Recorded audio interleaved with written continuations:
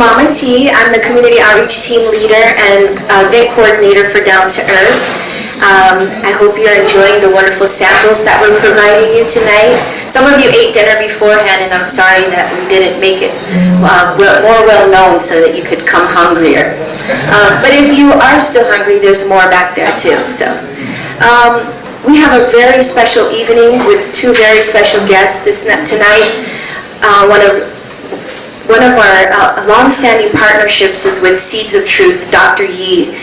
We are really, really blessed to have these workshops and lectures that we coordinate with Seeds of Truth to bring information and knowledge to our community, especially here in Hawaii, where we are at ground zero for GMO crops and pesticides. All of this is very relevant news to our island community and our INA, so I'm glad that you took time to come to learn about this.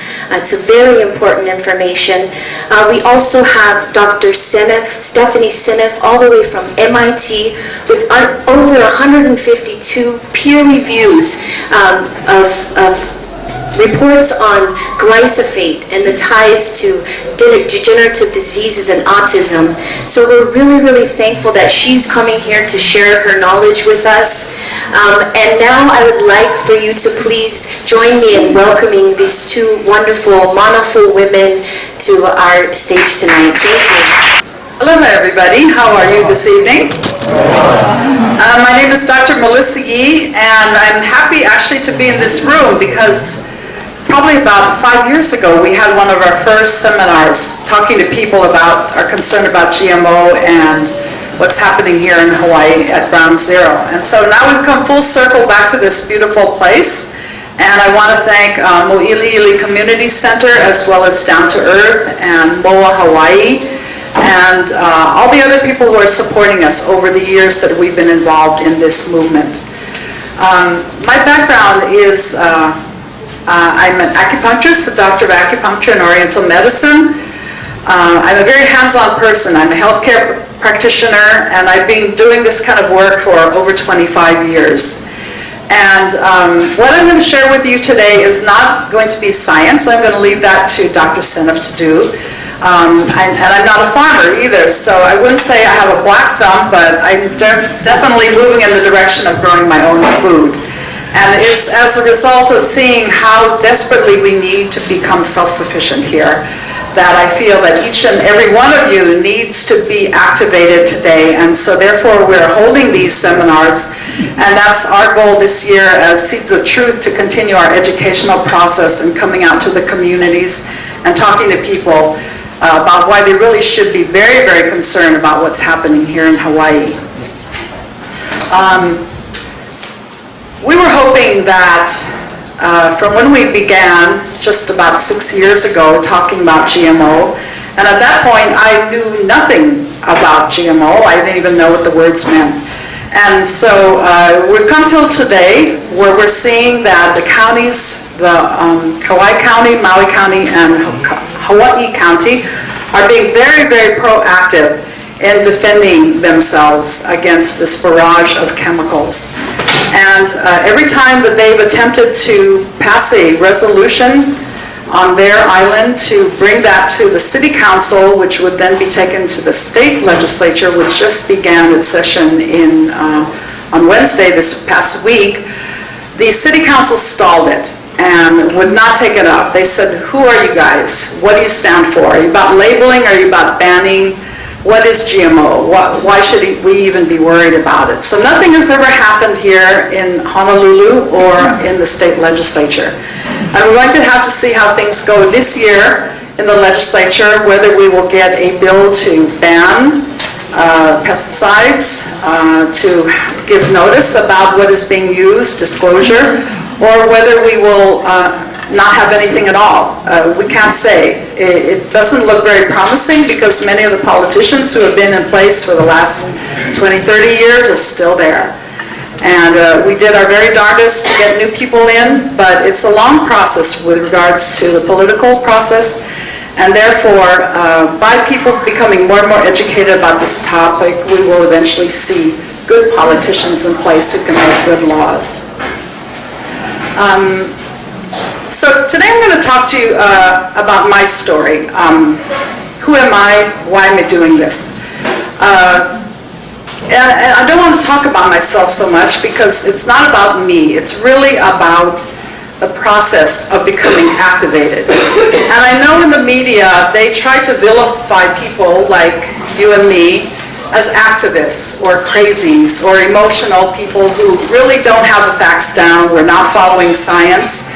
But I want to inform you that I have a background in caring for people, and I really feel that all of us need to become better informed about what's happening. So that's why I'm volunteering my time, and I wake up every morning full of joy and vigor, because I really feel this is a very fulfilling mission that many of us have, to be bringing this information to you and hopefully activating you to become involved in your own way. And everybody becomes involved, so it's a community involvement. And some of it call activism, which has a very negative connotation, but for me it's really about being concerned about the community and making a difference. So for each person, there can come a life-changing event. Maybe somebody you know has cancer, maybe somebody you know dies, maybe your child has autism or special needs or allergies or asthma, and you want to know how come, what did I do that it came to this point? And at that point, maybe that's when you start opening your eyes and start questioning and start doing your own research. And inevitably, it comes back to chemicals. So Dr. Stenoff is going to be talking a lot about her concern about what Roundup is doing to our society and all the diseases it's causing. But I'm going to start from my very beginning, which is that I was born here in Hawaii. My great-grandparents came here from China in the mid-1800s, and they came seeking a better life, as many of you who are here today are feeling that your ancestors made that sacrifice to come here because they wanted to provide not only for their family, but for generations to come. And we were a working-class family, a middle-class family, but my parents really put the emphasis on education. And being Chinese, of course, he felt that I got to get my kids in the best school, and so he chose Punahou for us. So I have two sisters, and we went to Punahou. So a lot of people will say, oh, Punahou, you know, those people, they're all rich. But I was very lucky to be able to go to that school, and my brother went to Iolani. And they made a lot of sacrifices for us to be able to get through school. And it wasn't about going into the corporate world because we were a working class family. We had to find our own niche in life. We had to find how we could give back to the community. And it took me many, many years to come to terms with my education at Punahou and how I could apply it with the skills that I had and give back to the community in a way that was gratifying to me. And so now at my age, I have a 50-year reunion coming up soon, and I feel very fortunate that I'm healthy enough to be able to share with the community what I'm doing and hopefully be making a difference. So I am also Kekeoka'aina. All of you are Kekeoka'aina. You live here. You care about this place, your ancestors came here, and you are here now because you love this place, whether it's for the climate, for the people, whatever your reason, but you're here because you love this place. And unfortunately, we are in a crisis.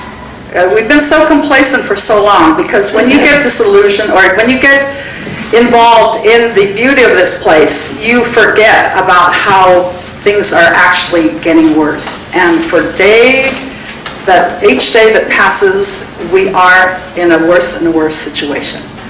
And I just want to know from a show of hands, just to begin with, how many of you know nothing about GMO or just know very little?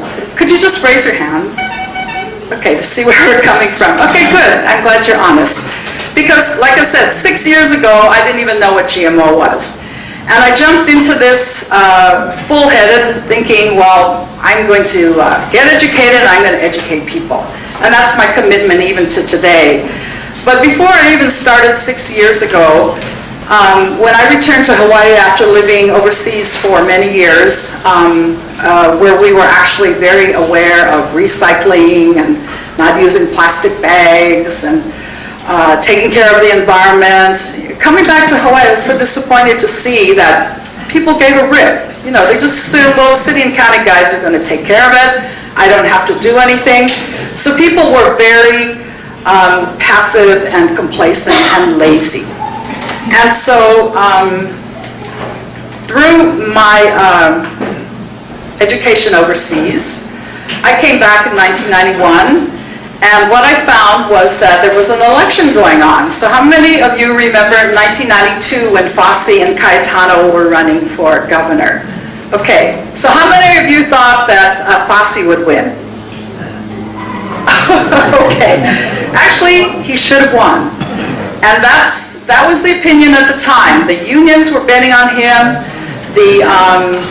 The bookmakers in Chinatown were saying he's going to win, but he didn't. And I jumped into it, and I didn't know anything about election fraud or vote fraud, but I had read a book called Vote Fraud in America, and that book said to me, it's going on, and you better be aware of it. And so, without knowing anything, I just got to be very familiar with the voting process, with the political process. I got to know Mr. Fossey, and not that I supported him because I knew his history, but I really felt that if indeed he was robbed of his desire to serve this community, what else is going on? So we got to know people down at the Office of Elections, and we devoted about 3 years of our lives to finding what was going on. And so we formed the Citizens Committee for Voter Integrity, and some of you remember those times, that we went down and we asked questions of the Office of Elections, and they wouldn't give us answers. They really did not want us to ever access those ballots, because the way the law is set up, you have to go to court. And we wanted to see if we could find enough evidence to at least get halfway with that. What we found in talking to the former director of the Office of Elections was that there were a lot of irregularities, a lot of discrepancies. And he was so concerned that he actually went to the FBI and reported to them. And the FBI said to him, "I'm not going to do anything." So, what does that mean? So some people were in the know about what was going on. And we decided, okay, so besides knowing this, what can we do practically? We eventually, I think in 1994, went down to the state capitol on election night, and we're trying to count ballots. And that was a very difficult process, and it was actually starting to get very dangerous. We were offered to buy a independent ballot counting machine to support what we're trying to do. But as I said, it was starting to get dangerous, and we could feel that in the air, because we were getting close to something that people did not want us to know about. So we backed off from that, and I can see you nodding your head, because I think you're in agreement that something went wrong in that election. And it's probably been going on longer, and there are people who have said that if you really knew what's happening in the election process, you would have a revolution. But my friend Jack DeFeo here has told me about another book called Hacking Our Democracy. So if you're taking notes, please check out this book, Hacking Our Democracy. Because if you see all the cyber wars going on right now, it's very possible that this was going on back 20, 30 years ago. And people don't want to talk about this because they think we can trust our government, we can trust the process. But I think more and more of you are becoming disillusioned that it is not so. So after being involved in that, we decided, okay, we're going to take a little break. But then about the late 1990s, we heard that the Department of Health and the Center for Food Safety was going to start pushing fluoridation. So how many of you here think that fluoridation is a good thing? Please raise your hand. Okay, I'm glad we're in agreement on that. We have a high audience. So I came back in the 1990s, but I found out that there was a movement actually, and it was older people like Thelma Martindale and David Watermull that had engaged their monies and their time to actually stop fluoridation and inform the public that it wasn't a good thing. But then things got kind of put on the back burner. And when I started to get involved in about 1998, I said, again, we got to go out and educate the people because they don't know about fluoride. I always thought fluoride prevents tooth decay, but I'm learning the process now that it has nothing to do with health. It's all about recycling a toxic waste product. So for 4 years, we engaged in the educational process. And we went to Rotary clubs, and we went to health fairs, and we talked to people, we got petition signatures, and eventually it got to a point that actually the state legislature took it on to introduce a bill to fluoridate the water. And we came up with our testimony, and we actually exposed that the Department of Health knew very well that children on Molokai have been exposed to fluoride for a period of about 5 years. And instead of reducing the tooth decay in that time, actually the tooth decay went up. So they covered up this evidence, and they had written a document that they were very concerned that anti-fluoridationists would get a hold of this information and expose it, which we did. And so this was not good for what they were trying to promote, and they kind of backed off. But after the state legislature said, and I think it was Lingle said, this is a county matter, we were actually able to enlist the help of, if you remember, Rod Tam, who has such a taint in the society right now, but he was actually our champion. In the city council, when he was serving there, he actually took it on to pass an ordinance. And even Jeremy Harris, remember Jeremy Harris? Poor guy, we laugh at him, but he actually passed that, he signed that ordinance into law in 2004. And this all kind of went under the radar. You know, people weren't really aware that this was happening, and this was certainly to our advantage. So we got this bill passed, Bill 66, and it stands as law now. So we are one of 2 big cities in the United States that do not have fluoridated water. So, I mean, I'm sure most of you still do use fluoride toothpaste. I don't. But for those of you who still think fluoride has some benefits, you know, you can do that. That's your freedom of choice. But what our emphasis was in doing this campaign, originally looking like anti-fluoridation, we changed it to a positive message, which was pro-pure water. And even the logo of the Board of Water Supply was pure water, right? So everybody could get with that, whether it was politicians or whether it was state officials or dentists. They took a more neutral stand because they realized we need to have informed consent, and when you put it in the water as a medication, you are not allowing the people to have a choice. So we got people to support us, and therefore, to this very day, that bill and that ordinance stands. And every time the state legislature tries to bring it up again, the people start calling in masses and saying, we do not want fluoride in our water, and they back off because we got to get rid of the waste product, but I'm not going to dump it in our water. So that's another thing that I was involved in. So whether you call it community involvement or activism, it's coming from a commitment in my heart that it's really important that we do something. And as I said before, we are in a crisis.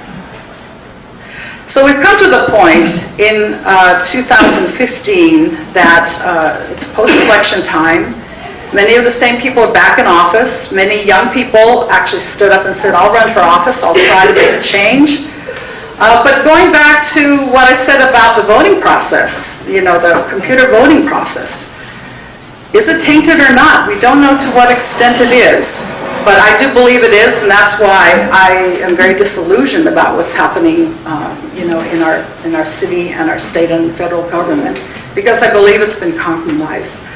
But the great miracle is that on Maui, there was actually a ballot initiative that was taken on by some very, very vigorous people who said, you know, these initiatives across the states to label GMO is not happening. Money comes in and taints the election or the attempt to get a bill passed to label GMOs, and so it goes nowhere. And as we saw with the Oregon election, that they actually lost by 800 votes because there were about 4,000 votes that were, and Oregon is an absentee ballot election, so nobody goes down to the polls there anymore. They have figured out that the way you're going to steal an election is through absentee ballots. And so, okay, it's great people go and vote and turn in their ballot, but how about those 4,000 questionable ballots that really could have made the difference to start us on the process of labeling GMO? But they took it to court, they asked for a recount, they got down to 800 votes to the favor of not labeling, but there were these 4,000 votes that the judge refused to look at because she said it would take too much time. So we lost out there, but the fact that the companies put so much money into advertising shows that they are actually desperate. So there may actually be some spies here tonight, but I really welcome you for being here because you need to get educated too about what's happening here in our state, in our county, as well as the federal government. Across this nation, people are waking up. And I'm really, really proud to be a part of that awakening process. So with regards to what happened in Oregon, that's a pity. But what Maui did was really phenomenal. They said, we're going to take another approach. We're going to ban GMO. We're going to ask for disclosure to show whether or not this stuff is safe. And they cannot answer that it's safe because it's not. So therefore, after we won that election by 1,077 votes, at the very last minute, you know, I'd already gone to bed and said, oh, it's a done deal, we lost. And a friend of mine called me on the phone and he left a message and he said, we won!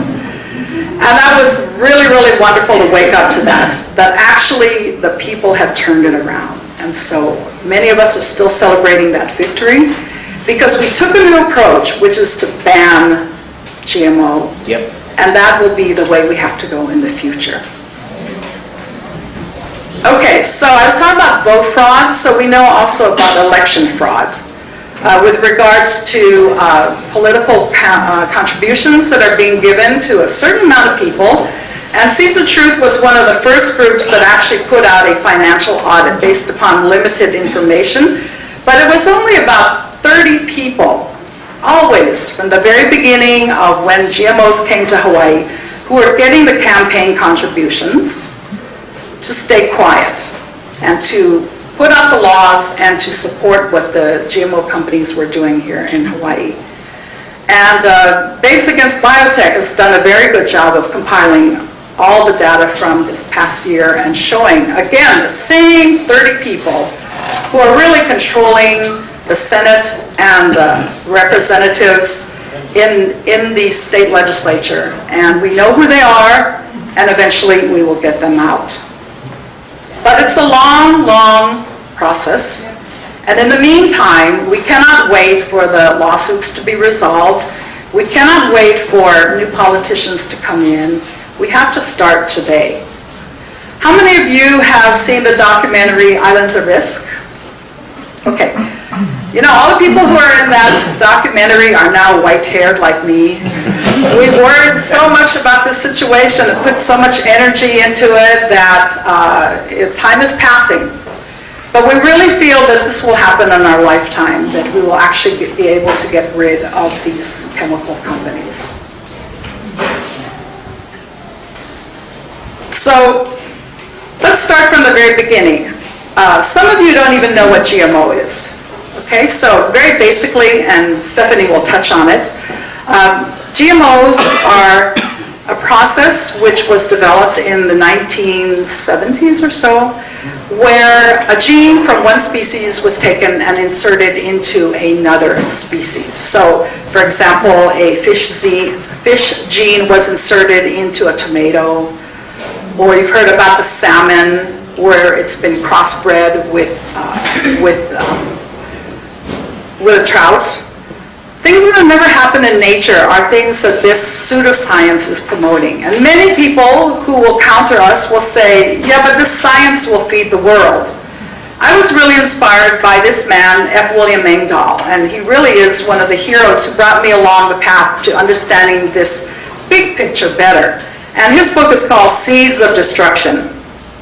And he's a German-American journalist who lives in Germany, and he footnoted every single line he has in this book, talking about the Green Revolution from the very beginning, that it was actually a plan to co-opt the seeds of the world and to co-opt the food supply and make people totally dependent on what the corporations could offer us.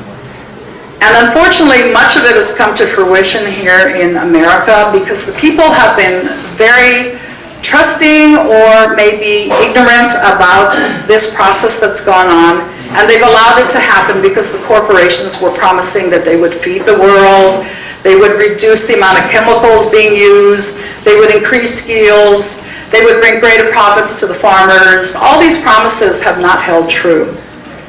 And so we're seeing today that in Hawaii, since probably the early 70s, but definitely since the early 90s, that these seed companies have taken over some of our most productive agricultural land, and they're using it for experimentation, not only of restricted use chemicals, but also seeds that they solely will profit from, and that are being subsidized by our federal government, and only allowing,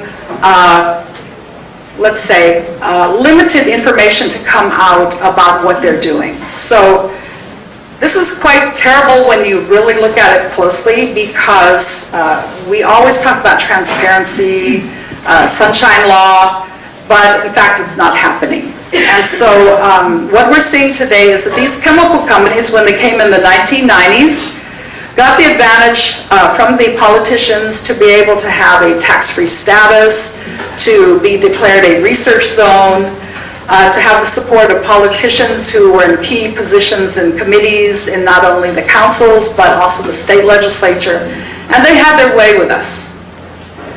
But again, because of the initiatives of many different groups, including Seeds of Truth, in the last only 6 years, we have been able to turn it around.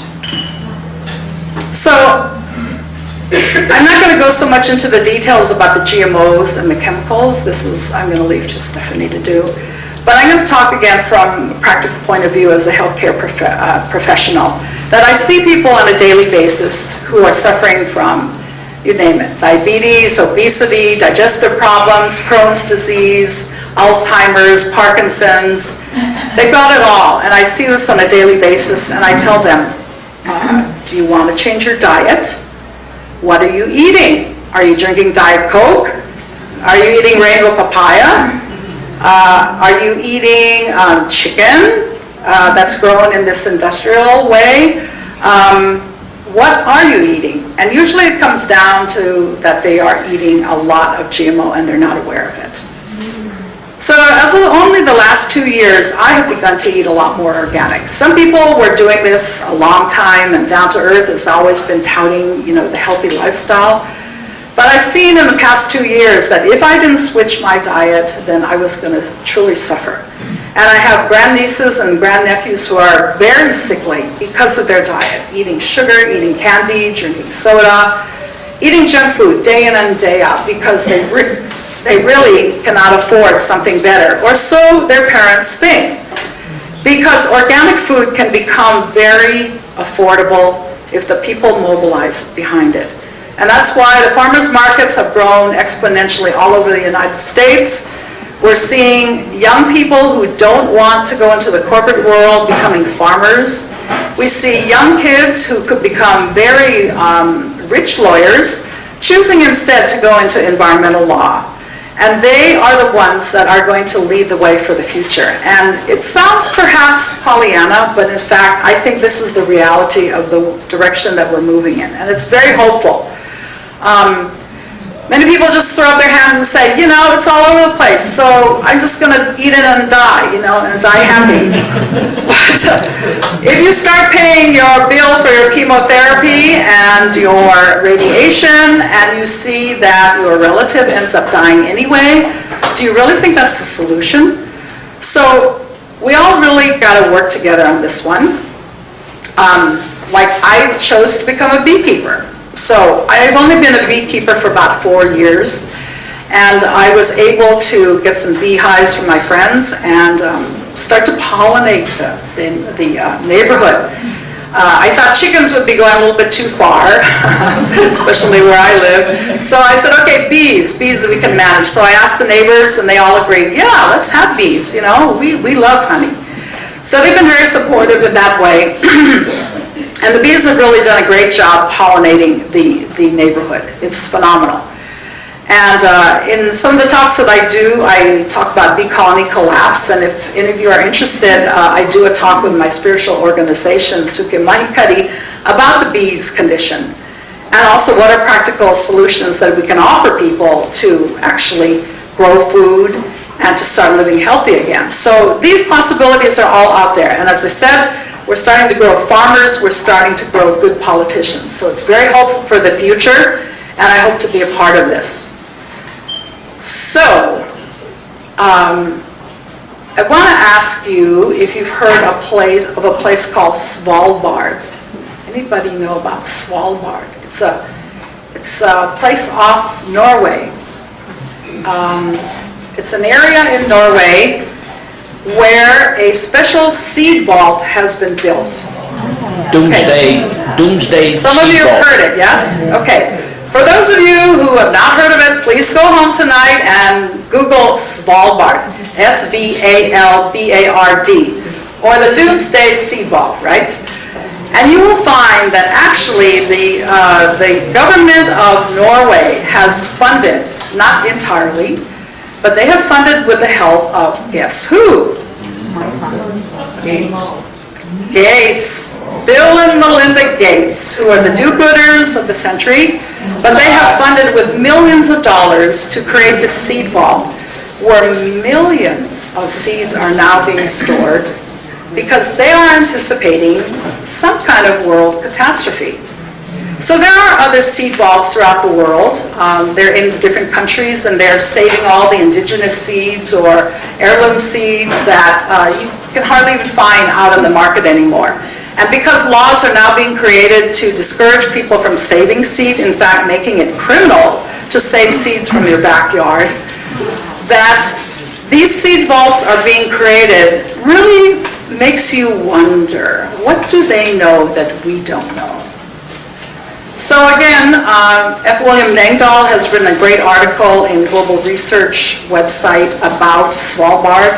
And he's gone into detail about the intention of these chemical companies. Again, not only to co-opt the food supply, take away the seeds from the farmers, create suicides in many different countries, take the lands away from the farmers, and create a society that's totally dependent on what these corporations offer to us to eat. So this is not a conspiracy, this is really happening. And so when you learn more about it, you will see that we have to become aware, we have to expose the lies that are being told to us about chemical companies and their intention to save the world. It's just the opposite. It's really to kill off the majority of the population and keep all the goodies for themselves.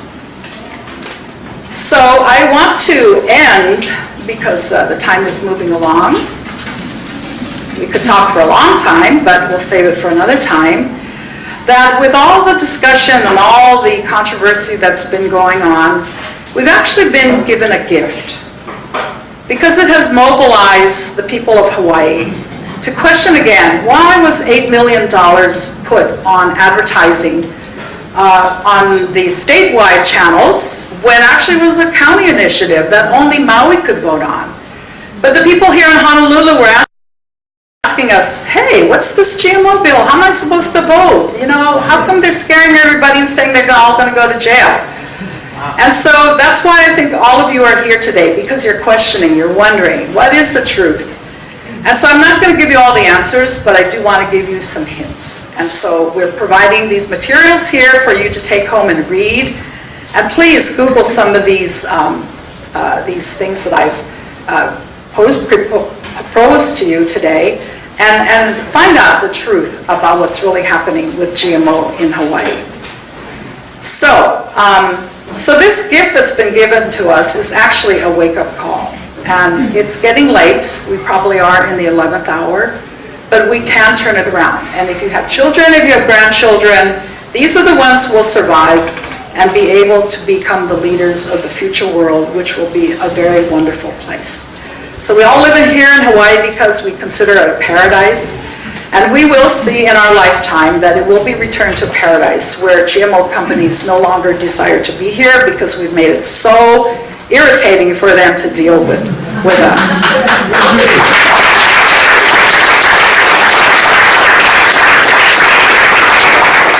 Okay, so this gift to us has empowered us to speak, it's empowered us to act, and work in harmony with nature. So the scientists really believe that they are doing good for the world, but they are playing God, that's the bottom line. And none of us has the right to do it. So when we begin to work in harmony with nature and with God's laws, then the changes can come. And unfortunately, I forgot to have you offer the prayer, but perhaps you can do it afterwards, or all of you can say a prayer in our heart that maybe this will be realized in our lifetime. So just to conclude, some people were asking, what can we do about the GMO? What can we do about the Roundup we have in our bodies? So if you're taking notes, now's the time to take out the pen. Some ways to detoxify from GMO in your body are charcoal, sauerkraut. But you're going to have to do your own research as to the dosages. I'm just giving you some hints here. So charcoal, sauerkraut, the Germans had it right all along. So if sauerkraut works, probably kimchi is good too. Okay, have you heard about zeolite? Zeolite is a volcanic ash, and when you ingest it, it actually helps to detoxify your whole system.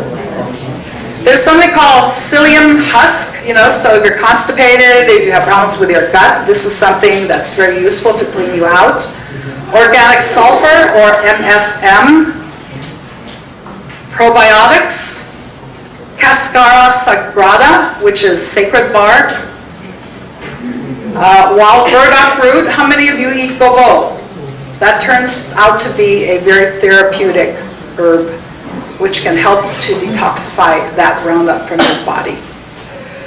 There are other things, but I'm going to save that for another time.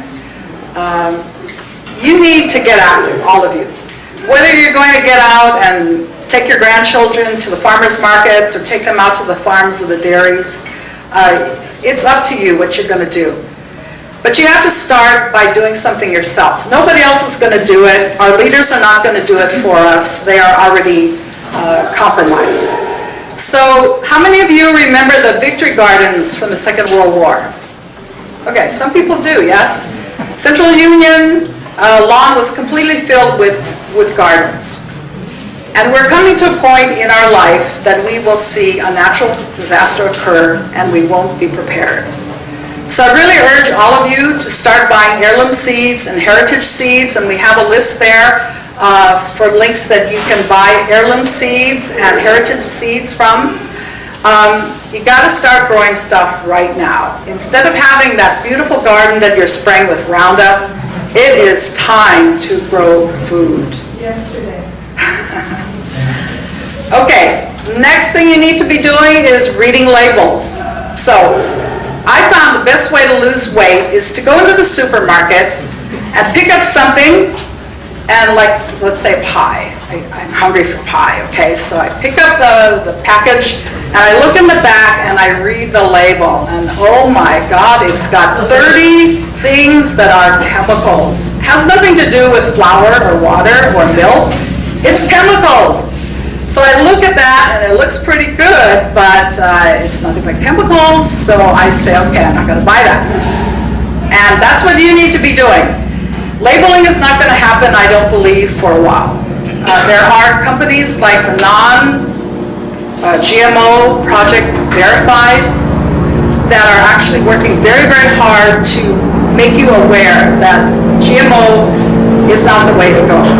So the USDA organic label is no longer any guarantee that it is indeed organic, but it is still your safest bet rather than believing what the companies are telling you. So you gotta shop at the farmers markets and support the local farmers. You need to be talking to your lawmakers about your concern, and I have seen Senator Russell Ruderman in the background there, right there, great guy, who is now the head of the Senate Committee of Agriculture, and he is really going to be supporting us.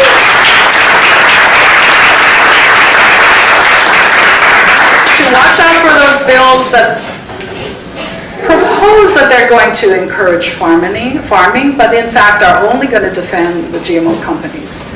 So we need to get a buffer zone law passed. We need to disclose which chemicals are being used in our fields, and this man is going to be helping us. And there are many good people down at the legislature, so you don't want to go down there and scream in their face and make them your enemy, because they may listen, but they may also lose their office if you make it very clear to them that they are not being responsible. So the future is up to us. It's not up to the governor or the president or someone out there. It's all of you, and that's why you're here tonight. So I'd like to conclude my talk tonight with the following 3 quotes, which I hope will inspire each and every one of you to become activated, to have that button pushed and start to do something. So, let me just find the quotes. And we just marched in the Martin Luther King Day parade on Monday, some of us, and that was a lot of fun. You know, if you've never marched been in a rally or been in a demonstration, I never did those things before because I was so scared, but it's fun. And so the next one we have, I really encourage all of you to join us. So we were in the Martin Luther King Day parade, and this is a quote from him. "The time is always right to do what is right." That's pretty basic, but I'm sure you all can agree. Then Robert Swan has said, "The greatest danger to our planet is the belief that someone else will save it." And lastly, I love this one by Albert Einstein, "Those who have the privilege to know have the duty to act." And that is all of you tonight. I'd like to add another one. There's no such thing as an innocent bystander. Thank you. Okay. Okay, well, that concludes my talk.